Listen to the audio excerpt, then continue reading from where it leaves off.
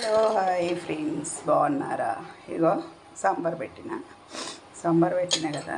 సాంబార్లో ఈ కాడలు అందరూ పడేస్తారు కదా. నేను పడేయను, ఏం చేస్తున్నా తెలుసా?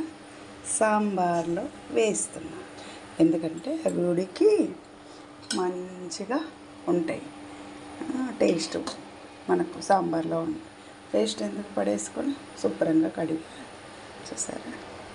ఇదిగో సాంబార్లో కొత్తిమీర అంతా ఉడికింది కదా. ఇప్పుడు తీసేద్దాం, ఎందుకంటే పిల్లలందరూ తినలేరు కదా. ఇక అవి పుల్లలు ఉంటాయి కదా. మనం ఇలా తీసేసామనుకో, వచ్చిన కాడికి తీసేస్తే ఇక ఇట్లా కొంచెం నీట్గా ఉంటుంది. లేకపోతే అడవి మొత్తం ఇందులోనే ఉంటుంది.